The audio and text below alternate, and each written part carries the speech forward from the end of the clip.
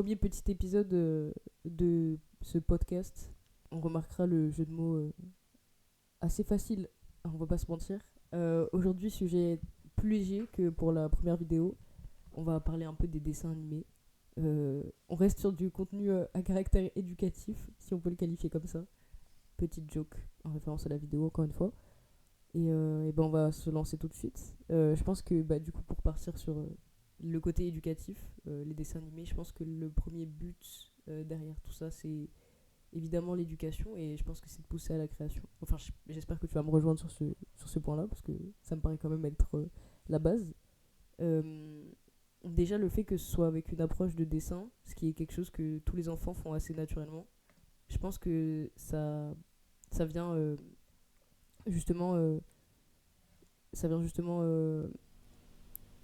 se mettre dans quelque chose qui va attirer facilement l'œil des enfants, qui va les pousser à l'imagination surtout, à la créativité. On remarque souvent que quand on est petit, par exemple, on regarde Dora, on va dessiner Babouche, tu vois. Ou on va faire des coloriages de Babouche. Donc je pense que c'est un très bon moyen de pousser les enfants à être plus créatifs. C'est un peu comme pour les jeux vidéo en vrai. Mais on va pas se lancer trop dans ce sujet. Mais je pense que c'est un super moyen. Il y a plein de jeux éducatifs qui poussent vachement à la créativité. Pour parler de Dora, je me rappelle qu'il y avait un ordinateur chez moi, genre un petit PC nul, où t'avais des petits jeux de Dora, et t'avais des extraits du dessin animé justement. Et ça servait pour te dire de faire des calculs mentaux et tout, des trucs comme ça. Bon, bref. Donc ouais, je pense que c'est hyper important d'avoir... En fait, je pense que c'est hyper important aussi la classification qu'il y a déjà des dessins animés, tu sais, avec les Peggy 12, trucs comme ça. Parce qu'il y a des contenus où tu peux pas comprendre les tenants et les aboutissants, même si c'est pas violent quand t'es très petit. Oui. Et je trouve que c'est important que ouais, il y ait des classifications. En vrai, avant d'être forcément éducatif ou même d'avoir une teneur particulière, les dessins animés, je pense que déjà ils ont un peu un aspect. En fait, c'est déjà visé pour les enfants. Ouais. Moi, les premiers dessins animés dont j'ai entendu parler, c'était les Tex Avery. Je connais pas du tout. Et en vrai, c'était vachement complexe, mais quand j'en ai entendu parler, c'est un peu. En fait, c'est vraiment à la mode des cartoons, à la mode des Looney Tunes. Je pense que c'est un peu avant. Je vous avoue, on prépare la vidéo, on n'a pas fait de documentation par rapport au dessin animé. En fait, on a juste décidé de prendre un sujet, d'en discuter comme ça. Et s'il faut l'étouffer, et ben vous avez la barre des commentaires. Du coup, je disais, les textes avérés, je pense que c'est un peu avant, mais c'est vraiment à la sauce cartoon, avec du coup un peu, des choses un peu complexes, un peu surnaturelles, surdimensionnelles au niveau graphique. Tu vois, bon, on avait des dessins animés. Mais je sais que c'est vachement complexe, mais je pense que déjà c'est un peu visé pour les enfants. Et surtout, ça a un aspect créatif, artistique d'abord, assez important. Justement, quand on regarde ces genres de dessins animés, on sait que c'est vachement complexe pour les gosses, il y a pas de dialogue. Et par contre, artistiquement, c'est très stylé, ils font des choses qui vont au-delà de l'imagination, et ça la développe pas mal. Mais je pense que c'est pour ça aussi que en fait, ça a touché beaucoup, en fait, de manière générale, les enfants. Et, euh, et moi, moi c'est ce que j'aime beaucoup, c'est ce que je recherche beaucoup dans un dessin animé, c'est qu'au moins, graphiquement, il y a quelque chose de spécial et de cohérent. Et après, une intrigue qui sont intéressantes, mais je trouve que c'est un peu secondaire. Ah ouais? Ouais, Carrément. ouais. Mais c'est vrai que dans mes dessins animés, il y a quand même une intrigue qui prime. Hum, par exemple, grande partie de mon enfance, j'ai regardé des cartoons et Pokémon notamment. Et c'est vrai que pour moi, Pokémon, c'était avant tout l'intrigue. Parce qu'il y avait tout un voyage, il y avait tout un développement psychologique autour des personnages, surtout à cette époque-là. Mais c'est vrai que Pokémon a identifié. C'est vrai que pour le coup, Pokémon, ça a une identité graphique assez personnelle parce que déjà, il y a des créatures fantastiques, il y a tout un lore. Mais en plus, pour un animé, enfin, parce que c'est japonais, Pokémon, c'est quand même particulier, c'est assez simple. Après, oui, c'est vrai que ouais, c'était quelque chose de. Oui, c'est vrai que ça développe pas mal l'imagination des enfants. C'est vrai qu'on a tendance à dessiner ce qu'on voit. Et notamment, si on regarde la télé, on dessine. Comme tu disais, toi, tu dessinais Booba et. Non, pas Booba. Waouh! On dessine pas encore Booba, non. On n'était pas des neufs de à ce point-là encore. Ça dessine Caris. Non, mais c'est vrai qu'on dessinait Babouche, Dora. Et moi, à ce moment-là. C'est ça le. Oui, oui, j'ai confondu un singe et un rappeur, ouais. Et moi, c'est vrai que je dessinais pas mal, du coup, des Pikachu. Ouais. Par extension, des personnages de manga qui étaient très connus, même si je regardais pas à cette époque, genre Naruto, Sangoku, des choses comme ça. Et c'est vrai que quand on pouvait dessiner ces choses-là, quand on arrive à les dépicter de manière assez fidèles, bah, on était assez fiers de nous. Même les coloriages, dès qu'on pouvait avoir un paquet de coloriages Pokémon, même si on croisait des Pokémon qu'on connaissait pas, bah on fonçait dessus. On interprétait, les Dracofeu devenaient verts, noirs, bleus des fois, parce que c'était nos couleurs préférées. Donc ouais, c'est vrai que ça fait partie un peu d'un univers qu'on se crée en fait. Ça développe, c'est le support de l'imagination en fait. Enfin en tout cas quand on était petit. Aujourd'hui c'est différent je trouve. Et j'ai passé le micro. Après, en vrai, je suis en train d'y réfléchir, mais pour revenir sur le côté imaginaire, en vrai, des fois, par exemple, pour les coloriages ou ce genre de trucs, je me dis, si t'as pas eu la télé et Mm. si t'as jamais vu de dessin animé, ton cerveau, il doit imaginer tellement de choses. Tu sais, par exemple, genre se dire, j'ai envie de, de faire un Pikachu, Mm. et du coup, bah, je vais le faire de la couleur de Pikachu. Tu sais, genre, limite, t'étais fâché si Oui. tu prends le feutre orange au lieu Oui. du feutre jaune. Et ben, je me dis, en fait, si tu connais pas Pokémon, t'es 10 fois plus libre dans ton cerveau. Mm. Parfois, je me dis, en vrai, potentiellement, ça bride l'imagination dans une certaine mesure, on s'en rend pas compte.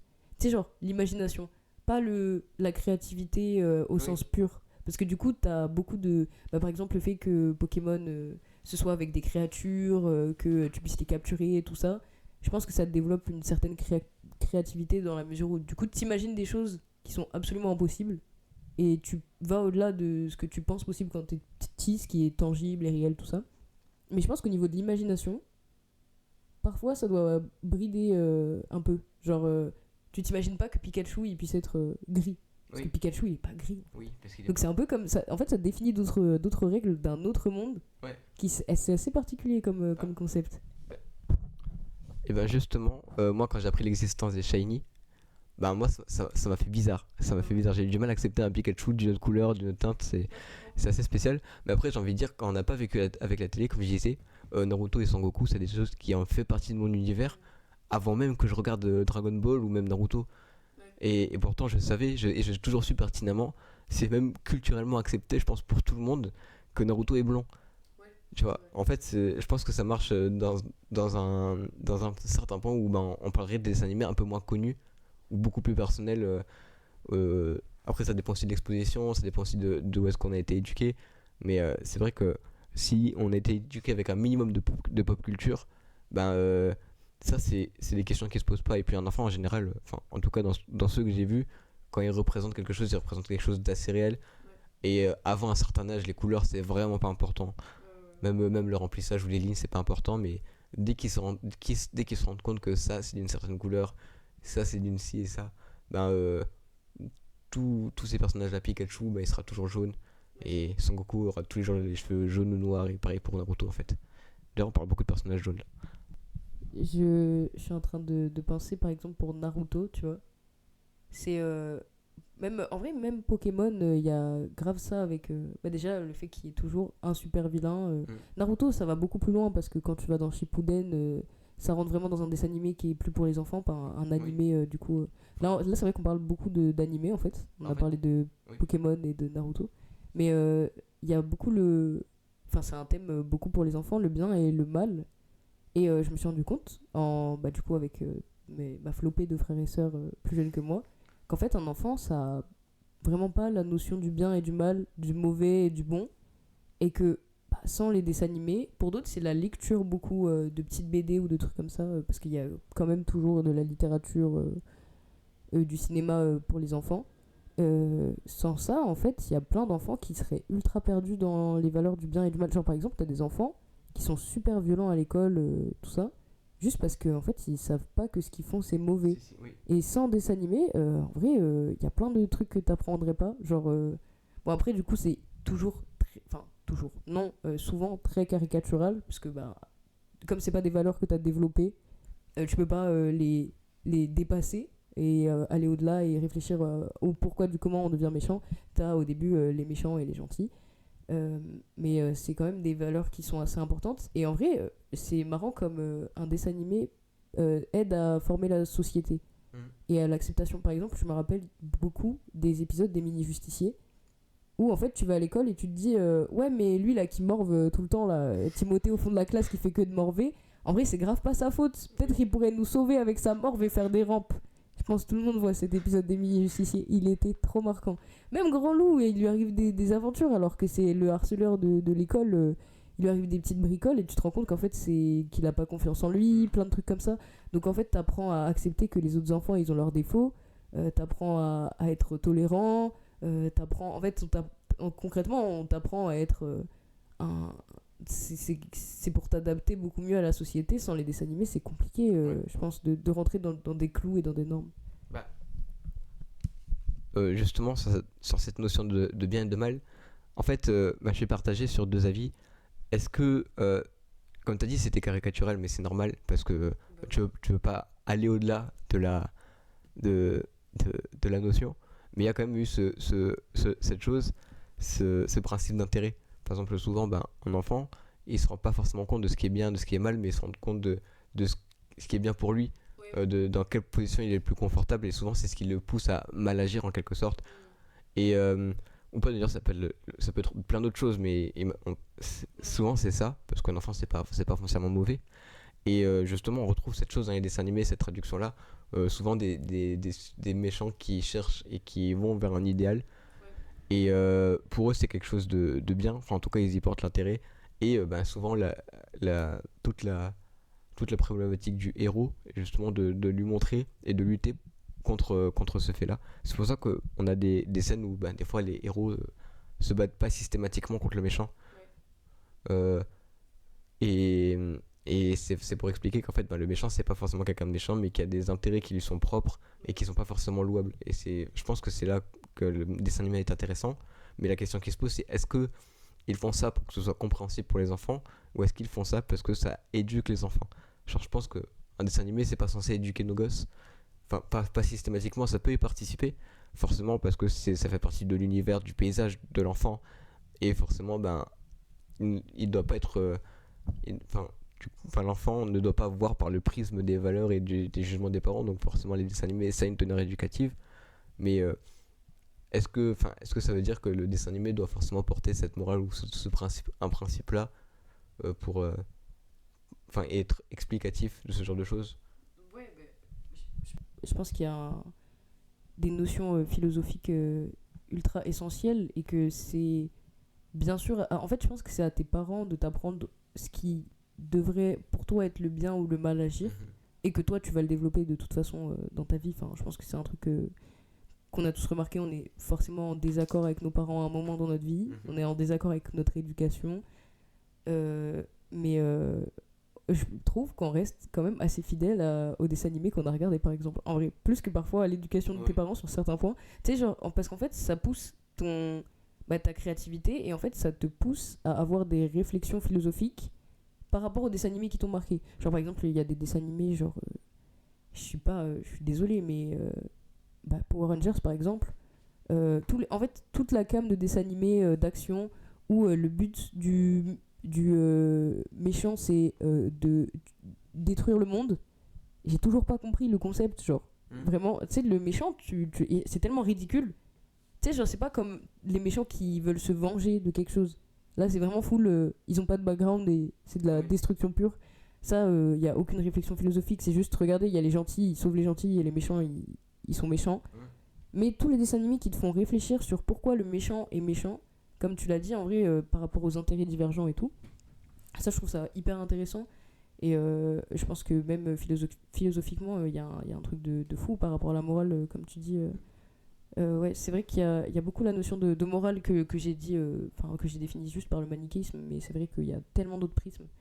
Genre, je sais pas, le partage, l'aventure, tous les. On parlait de Pokémon, mais la plupart des dessins animés vus comme pour garçons, en vrai, c'est grave pour pousser dans le développement personnel, en vrai, de l'enfant. Ça te travaille beaucoup ton esprit, mais aussi, toi, ça t'engage à. Je sais pas, tu regardes Pokémon, t'as envie d'être un dresseur. Genre, tu vas aller dehors et tu vas courir. Tu regardes Ninjago, comment j'avais trop envie d'être un ninja. Tu regardes Tortue Ninja, je voulais devenir une tortue mutante, carrément. Mais non, ça te pousse de fou à des actions physiques, à une quête. Oui, par exemple, sur la morale et tout ça. En vrai, on parle beaucoup de dessins animés là, qui t'apprennent des trucs sur la créativité, la morale, l'acceptation. Par exemple, même les Barbapapa, un des premiers dessins animés que tu vois, genre. Gribouille. Je crois que Barbouille il s'appelle. Je suis trop méchant. Barbouille, le peut-être. pauvre, je l'ai pas respecté. Bah, ils s'appellent tous Barbe quelque chose. Oui. Barbouille, comment il t'apprend à aimer tes frères et sœurs, ta famille, et genre même tous les êtres différents autour de toi. Genre, Barbouille, pour moi, c'est celui qui m'a le plus marqué. Genre, le gars, il a un chara-design ultra différent de toute sa famille. Il a l'air grave triste. Il a l'air grave seul. Mhm. Et genre, vraiment, juste le fait d'arriver à aimer Barbouille, tu vois. C'est C'est- quelque chose. Ouais, non, c'était quelque chose, ouais. Et puis, en vrai, ça t'apprend tellement d'autres choses, les dessins animés, que le divertissement, la créativité, tout ça. Je pense qu'il y a par exemple, les dessins animés comme Il était une fois la vie. Mhm. Ça m'a trop marqué. J'ai re-regardé ça quand j'avais le brevet de SVT. Et clairement, j'ai eu le brevet grâce à ça, genre. C'était un dessin animé tellement intéressant. Et je trouve que réussir à partir sur un axe full Éducatif. éducatif. Mais genre même Ouais, ouais, l'esprit de leçon. Ouais, l'esprit de leçon et quand même réussir à le retranscrire correctement dans un dessin animé qui intéresse les enfants, ça, je trouve ça vraiment ultra intéressant. Mais moi, du coup, je t'en avais parlé, c'était Les Petits Einstein, Mhm. un dessin animé qui m'a trop marqué et qui est, à mon sens, trop méconnu, où t'avais genre vraiment en fait, que de la culture artistique, mais dans un axe qui était tellement. Genre, c'était un peu mini-quête et tout, c'était tellement plus intéressant. Enfin, bref. Je pense qu'il y a beaucoup d'autres points à creuser sur les dessins animés que juste ce qu'on a déjà dit, Oui. évidemment. Après, je voulais revenir sur le principe du méchant qui veut juste détruire le monde, qui n'a pas de background et tout. Ouais. J'ai envie de dire, un dessin animé, c'est censé être pour les enfants, justement. Et même en grandissant, on a une capacité d'information avalée en même temps qui est assez limitée. Et des fois, le méchant était passé au second plan, en tout cas son design était passé au second plan pour laisser apparaître quelque chose. Je me rappelle que dans Ninjago, Lloyd et son père, Ouais. je sais plus comment il s'appelle. Euh, J'ai oublié aussi. je sais plus comment il s'appelle son père, mais je me rappelle que du coup, Lloyd c'était aussi le fait de rejeter la parentalité, Ouais. les relations, pour se diriger vers quelque chose de bien, parce que tu en as parlé aussi du conflit relationnel que peut créer l'éducation, Ouais, forcément. Et Lloyd, le ninja vert qui était super important dans le dessin animé, justement, il a dû rejeter son père et l'éducation de son père. C'était un méchant de base, même Lloyd, oui, oui. pour trouver son propre chemin et peut-être trouver la bonne voie, du coup, comme dans le dessin animé l'explique, mais il n'y a pas de bonne voie, enfin, c'est trop compliqué. Et aussi, oui, et je trouve que c'est un tour de force d'ailleurs, pour revenir au principe de l'éducation, du fait que les dessins animés n'ont pas forcément toute la même teneur, et des fois, même, veulent juste apprendre des leçons que tu n'apprendrais pas en SVT ou que tu n'apprendrais pas en classe. Et c'est vrai que quand j'étais petit, j'aimais pas du tout le dessin animé La Vie. Enfin, dans le sens où j'aimais pas l'idée de devoir travailler à la maison. Ouais, Moi, quand j'étais à l'école, je tapais mes devoirs même à l'école, je finissais plus tard, je finissais genre à 17h, mais je faisais mes devoirs à l'école. Et le week-end, je ne faisais que jouer, je ne révisais pas, j'en avais pas besoin en plus. Mais c'est vrai que ma mère me faisait regarder La Vie, et les 5 premières minutes, j'étais dégoûté, je voulais pas voir des anticorps en train de travailler, je voulais pas voir les petits bonhommes sans transporter des bulles d'oxygène. Mais mon dieu, en fait, j'aurais jamais retenu cette information si j'avais jamais regardé La Vie. Et je déteste le dire même aujourd'hui, mais que ce soit La Vie ou que ce soit, je sais plus, la version historique, Oui, la version d'histoire. il était une fois l'histoire, Oui, voilà, je crois.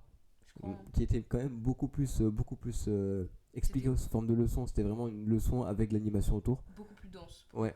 Mais les deux, je déteste dire ça même aujourd'hui, mais les deux euh, m'ont m'ont fasciné. Dans le sens où je regardais les 5 premières minutes et j'étais tellement immergé dans la chose, enfin, c'était tellement immersif que même sans le vouloir, même sans mon consentement, j'arrivais à aimer ces dessins animés. Ouais. Et c'est ça le vrai tour de force, je pense, de Il était une fois la vie. Et même, je pense que ça doit être la force du dessin animé à principe éducatif, à principe scolaire même, en général. Et il y en avait quelques-uns qui étaient pas mal aussi. Je me rappelle d'une petite émission qui passait sur Gulli, genre entre deux pubs, c'était 5 minutes, mais qui t'expliquait qu'il fallait faire du sport. Il y a eu la météo de Gulli, je sais pas si tu t'en souviens, Si, je m'en souviens, je crois. et qui avait un générique qui était vraiment pas mal. Et je me tapais de la météo quand j'étais gamin. Mais mon dieu, que c'est pas vraiment un dessin animé en soi, enfin, seulement sur les termes techniques. Mais mon dieu, que je l'aimais ce dessin animé. Quand tu regardais, tu savais ce qu'il fallait porter, c'était une manière très simple d'expliquer la météo. Et franchement, c'était un vrai tour de force. Et je pense que ça devrait être plus souvent un support scolaire pour les enfants. Parce que justement, aujourd'hui, on vit dans un monde où, comme on dit, il y a beaucoup d'écrans, il y a beaucoup de technologie. Et de plus en plus tôt, on y est exposé, à tort ou à raison, je sais pas. Mais je sais qu'en fait, ça peut être un bon outil si bien utilisé. Et c'est vrai que ben, ça existait avant. Et je pense que ça va être développé. Il y a quelques dessins animés qui existent, genre Bluey, c'est australien. Et c'est un dessin animé qui a. C'est le truc avec le petit chien là. Oui, voilà, c'est un petit chien bleu, une petite famille. Ouais. Et ça traite de pas mal de thématiques de manière très innocente, très psychologique pour les enfants, genre même de 3 4 5 ans qui comprennent très bien. Et je trouve que ben, en fait, aujourd'hui, si on a beaucoup plus d'écrans et qu'on sait que les écrans à long terme ça peut être nocif pour la santé, et ben autant que tant qu'à faire, tant qu'on y est exposé à petite dose, et ben autant que ces petites doses soient bonnes et soient éducatives. Donc en vrai, rééditer la vie, rééditer Il était une folle histoire, rééditer la méthode de Gulli parce que c'était sympa. Il nous disait quoi mettre en plus. Je sais pas si tu te rappelles, mais le petit personnage nous disait quoi mettre. Je pense que j'ai très peu regardé mais en fait, Gulli à des horaires oui. creuses, genre. Mais justement, après, c'est parce que j'y ai traîné très très tard le soir aussi. Enfin, je veux dire, j'ai pas été très exemplaire, mes parents non plus quand je regardais ces vidéos. Et des fois, c'est vrai qu'il arrivait qu'à 2 ou 3 heures du matin, je suis encore devant la télé. Ouais. Et après, c'était vraiment sur les fins de cette série. Mais oui, il te disait, oui, tel jour il fera tant ici dans cette région et tout. Bon, c'était un peu plus compliqué parce qu'il fallait connaître la carte de France. Mais il disait, ouais, si t'habites vers là, bah, mets un pull ou sors avec un parapluie. C'était vraiment sympa. C'était vraiment vraiment sympa. Et je pense que ma mère regardait cette météo aussi pour essayer de nous habiller. Mais autant faire d'une pierre deux coups. Carrément, la méthode de Gulli, elle a aidé ta mère. Oui. Non, mais c'était vraiment une émission sympa. C'est dommage que ça n'existe plus. Mais après, il y a aussi pas mal de dessins animés. En vrai, là, on parle pas trop de dessins animés japonais parce que je trouve que c'est trop complexe. À part Pokémon qui est vraiment fait pour les enfants. Bah, déjà, c'est une culture différente. Oui, c'est ça, c'est une culture qui est japonaise déjà, qui est différente. Et ça fait pas longtemps, techniquement, qu'on a accepté la culture japonaise dans nos télés. Bah, quand on voit que Jeanne et Serge, Olive et Tom, même Princesse Sarah, bah, c'est pas les noms originaux des trucs, normalement c'est des noms bien japonais. Mais ça, c'est à cause de Club Dorothée. Oui. La dernière fois, j'ai appris qu'ils appelaient ça des japonaiseries. Oui, c'est ça met du temps, les gens ont mis du temps à accepter Non, la culture je pense que japonaise. c'est tout un autre débat, Oui. la culture. Et justement, en fait, aujourd'hui, on en a pas mal, et tant mieux d'ailleurs. En fait, on a pas mal de dessins animés de plein d'autres endroits. Futurama, les Simpsons, et l'humour assez gras et cinglant des Américains est arrivé un peu après aussi. Et justement, c'est pour ça qu'on n'en parle pas, parce qu'en fait, c'est pour un public un peu plus averti, vu que c'est une autre culture. Et justement, je trouve que, en tout cas, nous, en France, après, avec les quelques dessins animés qu'on a d'autres studios, américains, occidentaux, et un peu plus lisses culturellement, en fait, on arrive à faire passer de manière un peu sous-jacente, un peu subliminale, des valeurs, des manières de respecter, genre même dans les Wings ou certaines choses où en fait on a l'impression que le mot global c'est s'améliorer, ne jamais abandonner et avoir des amis. En fait, on a une vraie notion d'acceptation de l'autre, une vraie notion de en fait chaque chaque personne est une personne complexe finalement. Mais ça, c'est encore un degré un peu au-dessus de maturité. Parce que les Wings, c'est quand même déjà graphiquement. Les Wings, je pense que t'as plus de 10 ans quand tu regardes. Ouais, je pense que oui, déjà t'as plus de 10 ans. Et justement, en vrai, tant qu'on parle des Wings, c'est qu'on a parlé de Pokémon tout à l'heure. Et t'as un peu soulevé le sujet aussi. C'est vrai qu'il y a des dessins animés qui sont pas mal genrés. Moi, j'ai regardé les Wings en tant que garçon et j'étais fan. Mais je culpabilisais d'être fan des Wings, et ça vous, c'est pas super grand monde. Et je clamais haut et fort que j'aimais Pokémon. Et mes amis clamaient haut et fort qu'ils aimaient Pokémon, et c'est que très récemment qu'ils m'ont dit en vrai, My Little Pony, les Wings, c'était pas mal. Mais bref, je te laisse la parole pour ça. Non, mais en vrai, carrément. Mais ce que j'allais dire, c'est que en vrai, c'est la base du dessin animé, c'est qu'on en parle depuis tout à l'heure sans vraiment poser des mots dessus. C'est que en fait, le dessin animé, tout ce qui est tes premiers jeux et tout ça, en fait, c'est ta socialisation primaire, et c'est ça qui va genre en tant qu'enfant, qui définit dans la première partie de ta vie comment est-ce que tu te vois. Et la socialisation primaire, je pense que c'est littéralement en vrai la plus genrée genre c'est la partie de ta vie où ça va être le plus genré. Tes parents en vrai surtout dans la culture française, en vrai dans la culture japonaise aussi par exemple, et je pense que c'est même encore pire. T'as des comportements, on t'assigne un comportement en fonction de ton genre. Et par exemple pour Pokémon, les produits dérivés c'est pas du tout les mêmes que pour les Wings, où les produits dérivés ça va être un costume de fée, une petite baguette à la limite, la poupée oui à fond, des Barbie il y en a eu sur des dessins animés Disney récemment en plus je crois, alors que pour Pokémon ça s'envoie des grosses Pokéballs, et Toupie Beyblade t'as une arène avec les toupies, enfin des choses qui représentent beaucoup plus la masculinité, et les comportements dits masculins, quoi. Ouais. Quand t'as d'autres dessins animés où les produits dérivés ça vend des cuisines, tu vois, des cuisines qui n'ont en soi rien à voir avec le dessin animé, mais par exemple, je sais pas s'il y en a sur les Wings par exemple, mais c'était un bon exemple de dessin animé féminin. T'as des produits dérivés où c'est des cuisines, et tu sais, c'est en mode t'as des autocollants dessus, machin, et c'est les Wings, quoi. Oui. Tu sais, juste pour vendre évidemment, mais ça c'est un autre débat. Mais oui, du coup, au niveau c'est vrai qu'il y a quelque chose de très genré. Bah, déjà, tout ce qui est dans la quête de l'accomplissement, du dépassement de soi, c'est beaucoup plus des dessins animés vus comme masculins, avec des protagonistes masculins. Bah, y a Sacha, il y a Ben 10, Gwen dans Ben 10 par exemple, elle a plus un rôle de soutien, Oui. comme souvent les filles ont des rôles de soutien. Par exemple, dans Robocar Poly, le seul personnage féminin de la squad, je crois que c'est une infirmière. Oui. Il y a un hélico, je crois, qui est féminin, mais Non, l'hélico, c'est un garçon. c'est un garçon aussi. Peggy, ouais. Ben voilà, mais le seul personnage qui est féminin et qui est dans la squad, oui, elle est forte, il n'y a pas de souci, elle soulève des rochers, des bails comme ça, mais c'est une infirmière. Elle sert, encore une fois, sa profession, elle est super genrée, et ça te montre qu'en tant que fille, tu dois être douce et prête à soigner, quoi. Oui. C'est vraiment pas exagéré de dire ça comme ça. Dans un dessin animé qu'on n'aime pas trop tous les deux, il me semble qu'on en a parlé, La Patte Patrouille, Oui. les filles, elles ont des comportements ultra genrés aussi. Stella, c'est le perso un peu doux, un peu calme au milieu des garçons qui s'excitent beaucoup. Enfin, voilà, il y a beaucoup de trucs comme ça. Pareil dans Pokémon, on va pas le cacher. Bon, l'infirmière Joël, d'accord. Pierre qui court les jupons de toutes les filles. Voilà, c'est le personnage un peu rigolo. C'est un peu comme dans Avatar. Il y a Sokka au début qui est beaucoup comme ça. Mais je pense qu'Avatar, par exemple, c'est un très très bon dessin animé. Oui. Sur l'évolution Des personnages. qui est vraiment incroyable. On peut se le dire, Sokka au début ridicule. Vraiment, tu le détestes. Et puis, tu comprends qu'il est beaucoup plus complexe que ce qu'il montre. Aang, au début, c'est un enfant. Tu te dis, mais comment est-ce qu'il lui, c'est l'avatar et puis il évolue tellement vite. Et puis le combat du bien et du mal, là, il est vraiment pas du tout représenté tel quel. Enfin, la Nation du Feu, ça se voit qu'ils ont même pas envie de faire vraiment cette guerre. Enfin, Zuko aussi, qui devient gentil. Gentil entre guillemets, qui juste finit par être ami avec Aang en fait, parce que c'est oui, l'oncle Hiro aussi, mais tout le monde a une évolution qui est assez folle. Je pense que c'est un dessin animé qui mérite d'être traité en tant que, enfin, à part entière, qu'on peut beaucoup plus détailler, quoi. C'est ouais. Mais le principe d'héroïne et de héros, en fait, il est.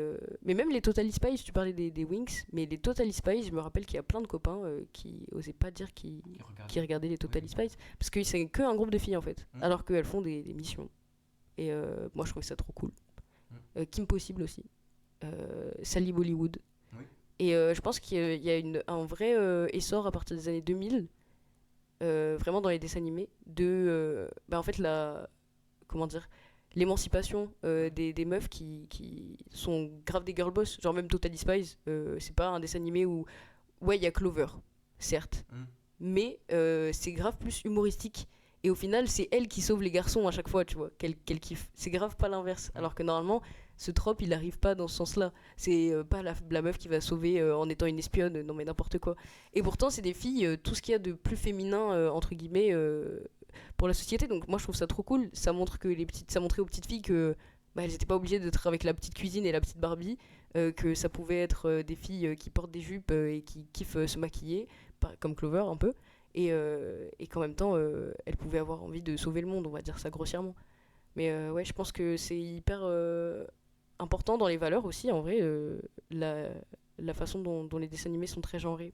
C'est un truc que ça t'apprend à te comporter dans la société, on l'a dit, hein, et se comporter en tant qu'homme et se comporter en tant que femme, c'est tout un gros sujet et un gros débat qui mérite des heures et des heures de réflexion, je pense. Et en vrai, t'avais parlé de genre de quelques dessins animés. Bon, t'as cité Totally Spies que j'aime beaucoup, les Wings que j'ai beaucoup aimé, j'ai parlé de My Little Pony. Bah justement, la plupart, voire quasiment, j'ai envie de dire 90% des personnages étaient féminins. Ouais. Avec, oui, tout quasiment. Je connais, je crois, 2 personnages masculins dans My Little Pony. Le frère d'Applejack et peut-être la squad de Rainbow Dash. Peut-être, vraiment, mais que quelques personnages féminins, masculins, je veux dire. Et en vrai, tu me citais surtout un dessin animé qui m'a un peu piqué plus que les autres, justement parce qu'on avait dit tous les deux qu'on n'aimait pas du tout, et c'était La Patte Patrouille. Parce que, en fait, celui-là, il regroupe plein de choses qu'on avait dit qui pouvaient être bien. Genre, on a quand même, on a quand même un personnage, Everest dans Patte Patrouille, qui est féminin, mais qui a pas un rôle genré, qui a pas un comportement genré non plus. Un peu comme parce qu'elle est sauveteuse à la base, non? Elle c'est... est spécialiste de la neige, en gros, je sais pas vraiment ce qu'elle a, mais après, ils sont tous sauveteurs, j'ai envie de dire. Oui, mais elle est sauveteuse d'une façon un peu Ouais, différente. c'est vrai. Des autres qui foncent comme si c'était, je sais pas, par exemple Ruben, qui moi perso supporte. Oui, Ruben qui est bricoleur, enfin, je veux dire, voilà. la police, les pompiers, enfin, la plupart sont représentés par des gars, c'est vrai qu'il y a déjà que 2 filles. Mais en soi, après, c'est pas dramatique, pas dramatiquement genré. Et c'est vrai que Everest, je n'attacherais pas un comportement spécialement genré non plus, contrairement à Stella. Et mais en fait, on n'aime pas ce dessin animé, mais moi j'aime pas ce dessin animé particulièrement parce que derrière ces airs éducatifs, parce qu'on a l'impression qu'ils font bien leur travail et tout, et ben il y a beaucoup de choses qui vont pas bien. Déjà le comportement, des fois il y a de l'humour qui est un peu bizarre, un peu déplacé. Et justement avec cette notion de genre, il y avait aussi un moment une place dans la romance entre Chase, le personnage principal, le policier, et Stella. C'était un peu particulier. Et moi je trouve que ça n'a pas trop sa place à cette époque-là dans un dessin animé qui est fait pour les enfants de 3 ans. Ouais. Et je pense qu'il est même pas fait pour les enfants de 3 ans parce qu'il y a beaucoup d'informations à gérer. En plus de l'humour, en plus des personnages, déjà qu'il y a beaucoup de chiens, beaucoup de bruit, les scènes sont très rapides et tout. Et je trouve que ça devient très vite addictif. Justement, on parle du fait que scroller c'est pas bon parce que la dopamine, parce qu'il y a beaucoup d'informations mais très peu d'informations traitées. Que c'est bon ni pour le cerveau, ni pour les yeux, ni pour les mains, ni pour quoi que ce soit. Et je pense que Patte Patrouille ça n'encourage absolument pas un enfant de 2 ou 3 ans à bouger un peu plus ou à stimuler son imagination parce qu'il est déjà surstimulé par les images qu'il voit. Et c'est pour ça qu'on n'aime pas ces animés. Je pense que après exposer son enfant à partir de 3 ans devant la télé c'est pas une bonne idée, mais c'est vrai qu'il y a des dessins animés qui sont beaucoup plus lents, beaucoup plus clairs, même au niveau sonore en fait, qui sont beaucoup plus clairs et qui sont beaucoup plus simples. Et c'est le genre de dessin animé où je sais que l'enfant restera pas beaucoup plus que 3 quarts d'heure parce que ça bouge pas et qu'à un moment il faut qu'il se défoule.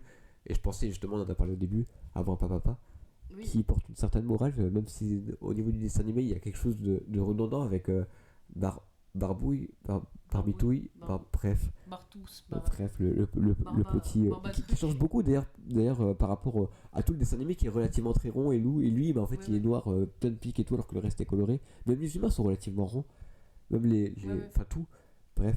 Et ce genre de dessin animé, Papa, même s'il y a une morale constante, une histoire constante de ce personnage, il y a quand même des petites. Dans chaque dessin animé, il y a une petite leçon à retenir. Je sais que les versions récentes aussi sont comme ça. Il y en a pas mal aussi. Il y a un dessin animé, je sais plus comment il s'appelle, où en fait c'était un crayon qui dessinait quelque chose. Et en fait, tu incarnais en quelque sorte une sorte de peluche qui essayait de deviner au fur et à mesure le dessin du crayon. Et après, savoir comment le dessiner et tout. Et ça, c'était une sorte de tuto déguisé en dessin. Et ça me fait beaucoup penser à Didou là. Peut-être aussi. Mais Didou, c'est exactement un peu ce que tu viens de décrire. Oui, Didou aussi, c'était un bon dessin animé, bon, un peu trop lent, peut-être. Mais Didou est très adapté aux très jeunes enfants. Oui. Aux enfants qui savent vraiment pas faire un trait de crayon. Ils savent très bien que l'enfant va pas avoir un dromadaire à la fin. Oui. Mais il t'apprend quand même. Oui, il y avait un truc. Il y avait aussi. Bon, je l'aime pas trop non plus parce qu'il est particulier. Mais Peppa Pig. Oui. Qui avait un côté un peu éducatif. Mais après, Peppa Pig, il y a beaucoup de comportements genrés. Ouais, il y a quand même beaucoup plus de comportements genrés entre eux. Et puis, c'est la famille traditionnelle, quoi. Oui, c'est vrai. Mais après, vaut mieux avoir des fois des cadres simples et complexifiés après. Bon, c'est vrai que Peppa Pig, je l'aime un peu moins que par exemple Bluey, qui est vraiment pas mal. Qui a un peu plus d'action, Bluey, mais qui permet de tenir un peu plus l'attention de l'enfant. Et en vrai, je voulais juste rajouter un petit truc aussi. Par rapport au comportement genré, on a parlé des poupées qui sont vendues en produits dérivés chez Winx, Barbie, enfin en général les personnages féminins.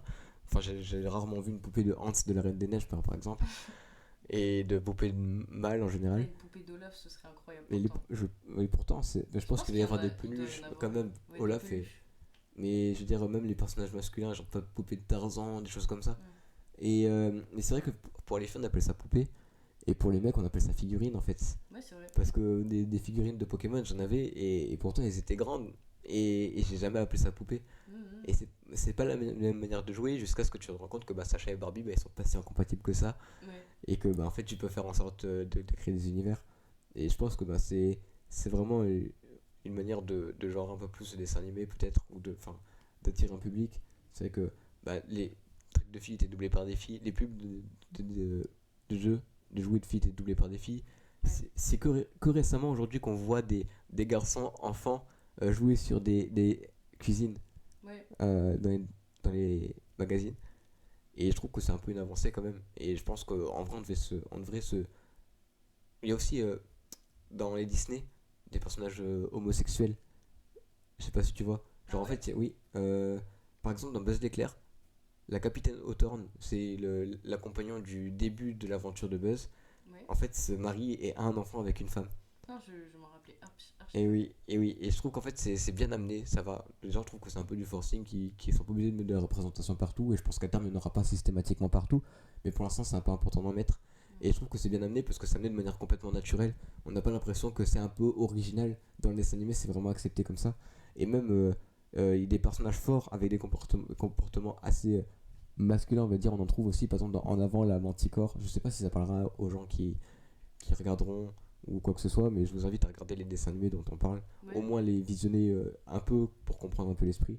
Et je trouve ça cool parce que ça naît grave de manière naturelle, et je pense qu'à terme, que ce soit des personnages garçons, des personnages filles, ou même des personnages transgenres ou quoi que ce soit, et ben je pense que ça va être complètement naturel de ne pas attacher de comportement que ce soit aux mecs ou aux filles. Mais écoute, là, on est sorti un peu de la frontière du genre, mais c'est hyper large comme thème. Mais la représentation, c'est quelque chose. Je pense qu'on en parlera plus en avant une prochaine fois. Mais le fait qu'on soit, par exemple, toi comme moi, des personnes de couleur, on peut qualifier ça comme ça, même si je suis bien claire, surtout en ce début d'hiver. Non, mais le fait qu'on soit toi comme moi, des personnes de couleur. Je pense que c'est pas quelque chose dont j'ai honte et quelque chose que j'ai à cacher non plus, mais le fait que j'appartienne à la communauté LGBT sous diverses manières, je pense que c'est quelque chose qui fait que, par exemple, je pense que c'est quelque chose sur lequel je reviendrai beaucoup plus, mais il y a des questionnements que tu te poses pas quand t'es enfant, parce qu'ils sont pas du tout amenés ni dans ton environnement familial, ni scolaire, ni dans les dessins animés en fait. Et pour d'autres, pour certains, c'est vu comme de la propagande, ce qu'ils appellent wokiste, tout ça. Et moi, je pense que c'est juste nécessaire en fait que l'enfant, même s'il n'est pas homosexuel, s'il n'est pas trans, s'il n'est pas ce que tu veux, qu'il puisse se poser la question pour se dire qu'il ne l'est pas. Sinon, en fait, ça peut lui tomber totalement dessus dans le. Qu'il se pose ou pas la question. Ouais. Finalement, qu'ils comprennent que ça fait pas fasse partie de son univers. Oui, à fond, et que ça existe autour de lui, et que c'est pas quelque chose qui est incompatible avec le fait que toi, tu existes dans ton, je sais pas, dans ton. Ouais, voilà, carrément. Je suis totalement d'accord. Et je pense que, ouais, surtout sur le fait comment dire, sur les personnages de couleur, tout ça, je pense que c'est ultra important. Par exemple, on en a parlé, mais genre, tous les dessins animés de ninja, type Ninjago, pour le coup, il y a un vieux maître, ils sont tous jaunes et c'est des Lego, donc ça marche pas. Mais sur d'autres dessins animés comme Shuriken School, tu vois, c'est un truc français, mais ils sont tous asiates dans le dessin animé. C'est genre. Il y a pas un noir dans Shuriken School ? Si, il y a un noir. Et j'étais en mode, en vrai, c'est cool. Je crois qu'il y a une meuf rousse même. Peut-être, oui. Tu sais, ils sont tous asiates, mais ils ont des caractéristiques. Genre, en mode, regardez, c'est des ninjas, mais. Ils sont tous du même endroit, du même univers, mais ils sont tous différents. Mais ils sont tous différents. Et ça, c'était trop cool. Ouais. Je me rappelle que juste, rien que de voir le personnage noir, j'étais ultra. En plus, c'est un des personnages principaux, genre, il est dans le trio là.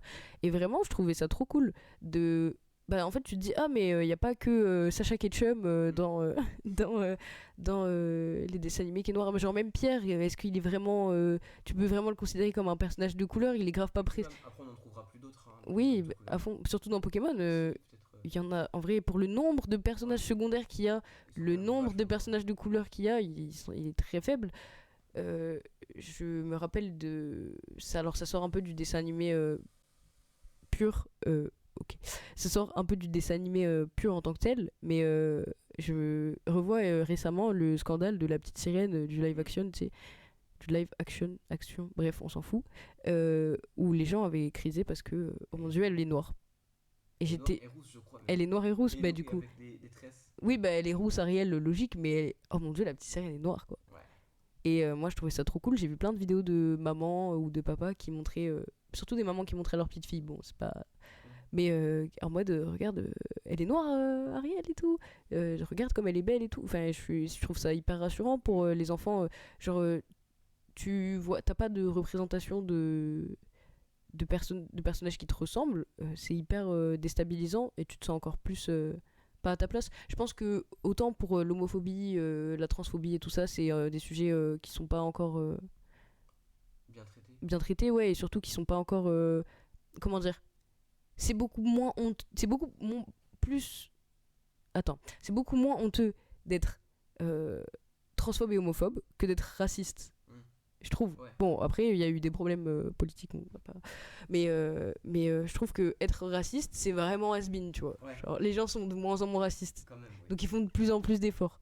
Et je suis genre, ok, c'est trop cool. Parce que tu peux te sentir à ta place en tant que... Tu vois, on a dit, on fabrique les produits de la société de demain, et ce serait quand même dommage que juste parce que t'es un peu bronzé, tu te sentes pas à ta place, tu vois. Et je trouve ça très cool qu'il y ait de plus en plus de représentations de tout type, comme tu l'as dit.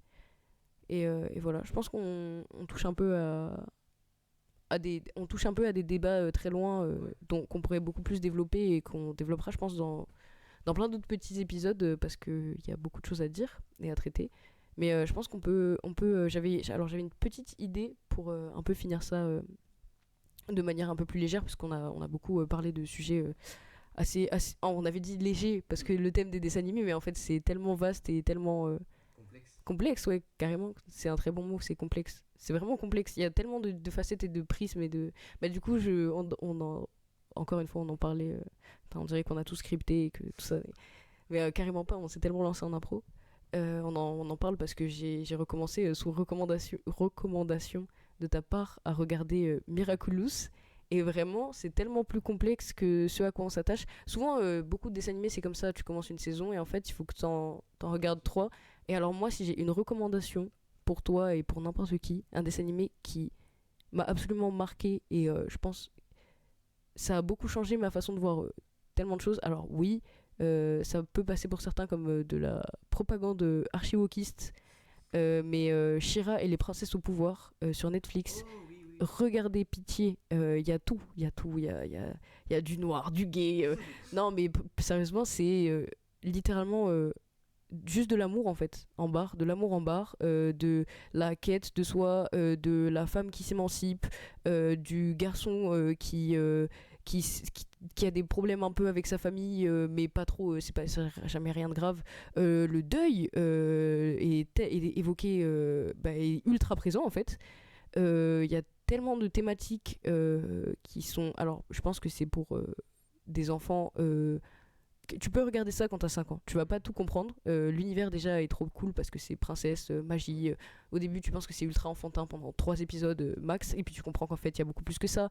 La guerre, la colonisation, tout est abordé dans ces animés. Et je trouve ça tellement bien amené, très fort. L'animation, les couleurs, tout ça, c'est très joli.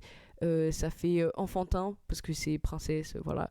Et en même temps, tu sens que c'est très sérieux et que derrière, c'est 3000 fois plus complexe que ça. Et j'ai regardé premier degré le dessin animé, les 5 saisons, 4 fois, je crois. Ah oui. Et je vous recommande le doublage français en plus parce que je suis hyper fan de Dorothée Pousseau qui fait 2 voix dans le dessin animé. Et toutes les autres voix d'ailleurs, je salue beaucoup le doublage français qui s'améliore, je trouve, de plus en plus. Ces dernières années, voilà, on touche à plein d'autres sujets. Et du coup, j'avais une super idée, je pense, pour la fin. Enfin, une super idée, c'est à toi de me le dire. On dirait que je me sauce. Non, je me disais qu'on pourrait parler de 3 dessins animés qui nous ont marqués, 3 ou un chacun si ça développe, si ça prend beaucoup de temps. Même si on l'a déjà un peu on a déjà évoqué beaucoup de dessins animés, beaucoup d'œuvres. Je pense que du coup je peux affirmer que j'ai commencé avec celui-là, avec She-Ra, qui est un des trucs que j'ai regardé récemment, qui est incroyable. Et en vrai, si on devait parler de 3 dessins animés, alors j'ai essayé de voir combien de temps ça me prendra pour un seul, mais qui m'ont beaucoup plu. Ouais, c'est trop long, on m'arrête. Mais comme tu as dit, tu l'as cité juste avant moi, tu m'as devancé, mais ouais, je l'assumerai toujours. Je suis un énorme fan de Miraculous. Que ce soit, mais vraiment, pas forcément pour l'histoire, parce que je trouve que c'est si en fait, je trouve que c'est comme on dit, un sacré banger. Il est incroyable, le dessin animé. Mais en fait, parce que c'est vraiment adaptable. Et ces animés, comme on dit, la saison 1, la saison 2, de nos 2 yeux de 18 ans, d'hommes matures et présents dans la société. On trouve ça un peu lent, on trouve ça ennuyeux. Mais mes petits frères, les derniers qui sont nés, qui regardaient ça, en fait ils ont adoré parce que l'intrigue est intéressante, sans être trop compliquée.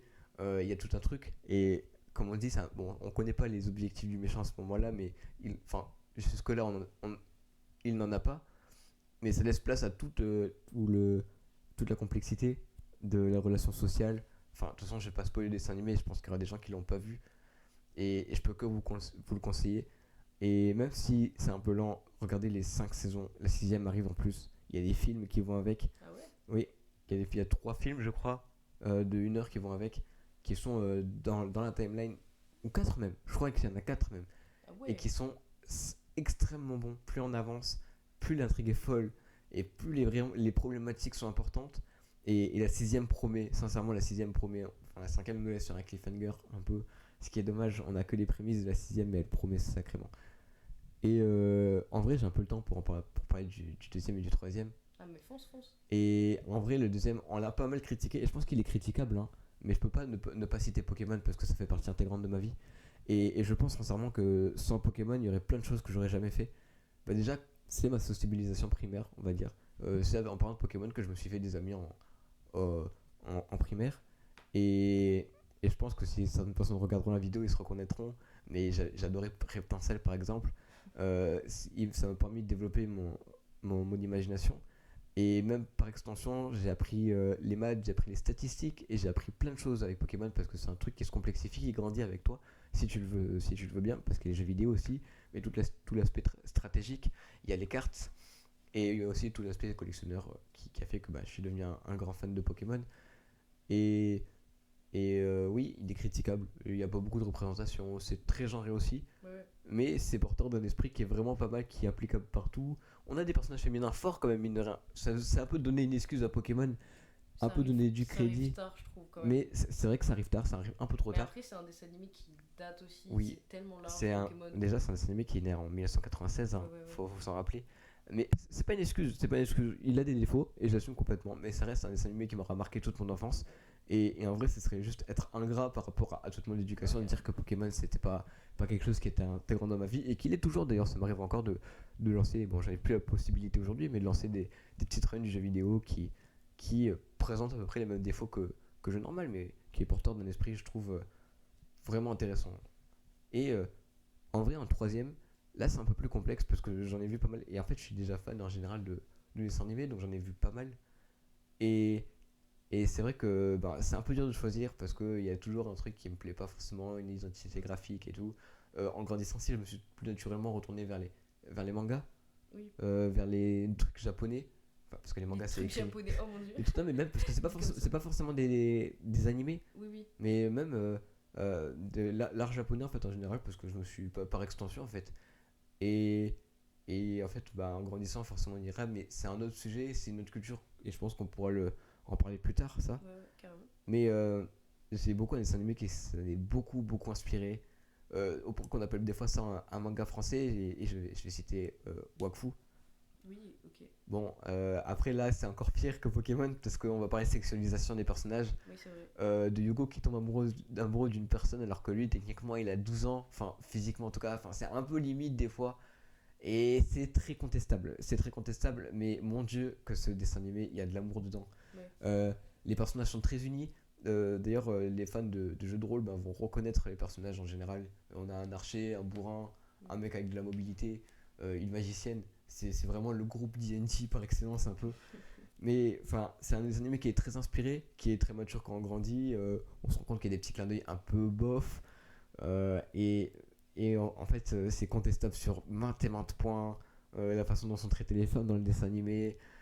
Mais il y avait un esprit très combatif aussi. Et en fait, je pense que j'ai développé mon attitude combative, un peu de mec qui veut rien lâcher à cause de ces dessins animés, Pokémon et Wakfu, comme on dit, la mentalité shonen, un peu, si on veut caricaturer. Mais ouais, je pense que c'est un dessin animé qui porte pas mal de choses aussi, qui est vraiment très stylé aussi graphiquement, faut le dire, hein, ça bouge, ça attaque, ça... Voilà quoi, enfin, ça en fait partie aussi. C'est vrai qu'un dessin animé moche, je regarde pas forcément. Et ouais, c'est vrai que je pense que c'est un dessin animé qui m'aura beaucoup plu. On remarquera que c'est un peu genré, sauf Miraculous, mais Miraculous j'étais un peu plus grand. C'est vrai que c'est pas mal genré quand même, les trucs que je consommais, parce qu'il y avait aussi, très secondairement, Ninjago, La Légende de Shima, Corneille et Bernie, mais ça c'est encore autre chose. Mais voilà quoi, c'était un peu des dessins animés pour garçons. C'est vrai que, comme j'ai dit, j'en ai regardé beaucoup pour filles en quelque sorte, mais je m'en suis tellement pas. Comment dire? Tu t'es pas senti comme ça? Ouais, en fait, non, c'est pas ça, je m'en suis tellement pas targué, je m'en suis pas vanté. Ouais. Je m'en suis pas. En fait, j'ai jamais publiquement regardé ces dessins animés à part à la maison. Que à force, tu les enregistres, tu les aimes bien, mais tu vas pas en fait en apporter une réflexion une psychologie que tu apporterais dans Pokémon en côtoyant tes potes, je pense. Ouais. Voilà. Bah, après, du coup, si on tombe dans l'animé un peu, en vrai, j'ai en cité 3 d'un coup. Et en vrai, il y a beaucoup l'esprit shonen. Bah, alors, du coup, il y a un truc que j'ai regardé très petit et qui n'était pas nécessairement de mon âge. Il y a Dragon Ball Z. Et tout le monde l'a regardé. Une des passions de mon père. Bon, après, il y a d'autres trucs qui me faisaient regarder, genre typiquement Cobra. J'invite pas nécessairement les enfants à regarder Cobra. Je comprenais pas tout, et avec du recul, maintenant que je comprends beaucoup de choses, c'est sacrément machiste. Genre, waouh, on souffle. Et c'est même pas. Et puis l'animation commence à dater, donc tu sais, t'as même. Enfin, les scènes de combat, pitié, sauvez-moi. Donc voilà. Mais Dragon Ball et Dragon Ball Z, ça date. C'est pas beau. Au début de Dragon Ball, tu t'accroches maintenant quand tu commences à regarder Dragon Ball. Oui. Même Dragon Ball Z, hein, tu t'accroches un peu. Hein. Ça commence à faire un peu vieillot, ouais. Mais les combats, les bruits, les effets sonores, tout est incroyable. L'univers, j'étais ultra fan de. Bon, c'est encore une fois très misogyne, hein, on va pas se mentir.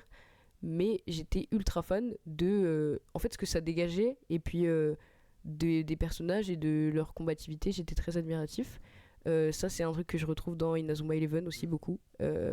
Surtout dans Inazuma Eleven, où c'est Mark Evans par le truc shonen classique. Il a pas d'amis, il veut faire un truc de fou, il se trouve des amis qui sont un peu forts, les autres il les entraîne avec lui dans une quête sans fin de devenir le plus fort possible. Et puis ça continue sur des saisons et sur des saisons, mais Inazuma Eleven, les premières saisons, moi c'est grand coup de cœur. C'est très marquant quand tu regardes ça. Tu te dis, en fait, le sport, c'est tellement juste l'esprit de coopération, l'amitié, machin. Et puis ça te pousse au dépassement de toi. Et puis Beyblade aussi, hein, qui est dans cette lignée. Pour moi, Beyblade Metal Fusion, du coup, que j'ai saigné. Bien sûr, j'avais les toupies. T'es là avec tes potes et tu te prends pour un blader, alors que... Ça tire super fort. En plus, c'est facilement avec ses à fond, c'est en métal et tout, c'est hyper dangereux. C'est pour ça maintenant elles explosent, elles sont en plastique. Ouais. À fond. Non, c'est gentil. Hein. Ouais. Mais attends, j'ai juste un truc à rajouter. En vrai, on parle de dessins animés porteurs de valeurs, de ci, de là, mais rien n'empêche qui que ce soit d'aimer les dessins animés juste parce que le scénario est cool, même si c'est sacrément misogyne. Et parce que c'est joli aussi, on a le droit. Hein, ça valide de rien, bien évidemment.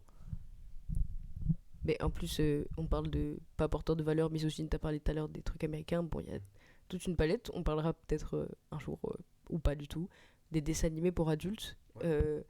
C'est particulier.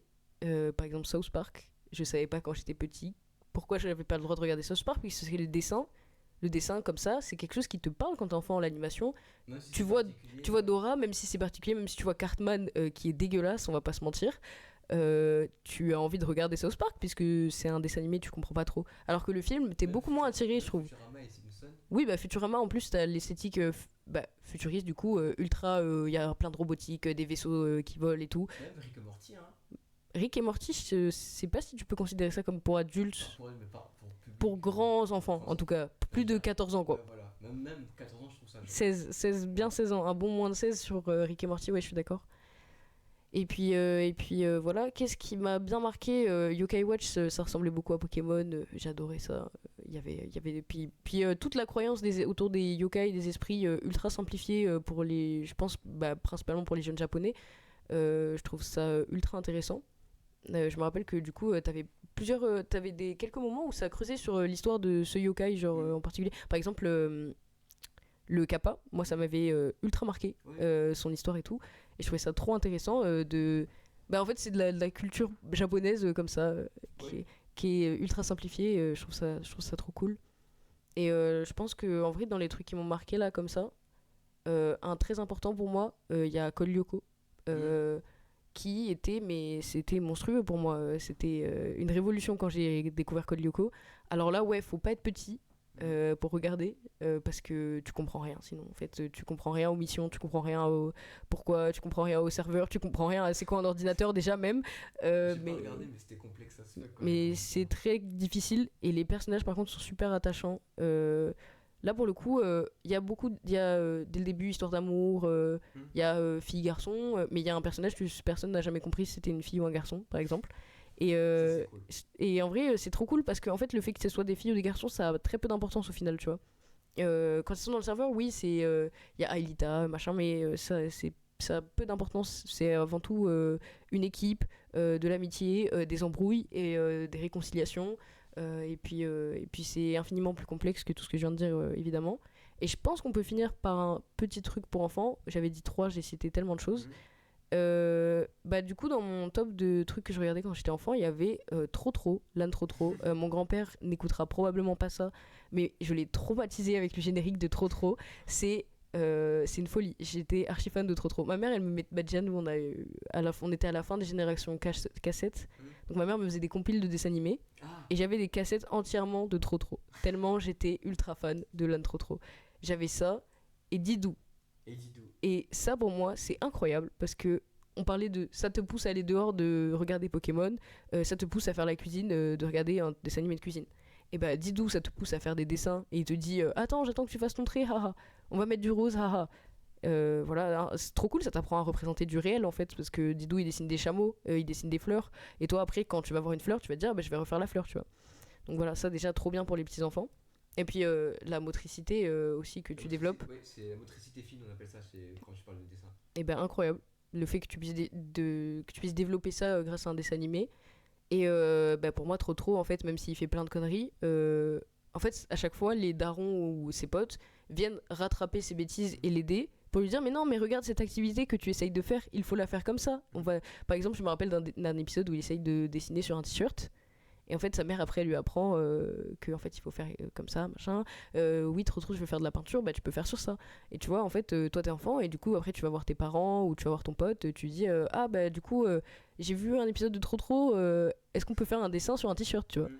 Et voilà, et en fait, ça t'apprend que tout ce que tu voudrais faire comme petite bêtise qui pourrait être intéressante pour t'amuser, bah tu peux transformer ça en petite activité.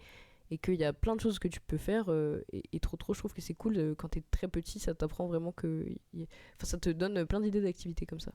Voilà. Je pense qu'on est pas mal là et c'est le petit mot de la fin.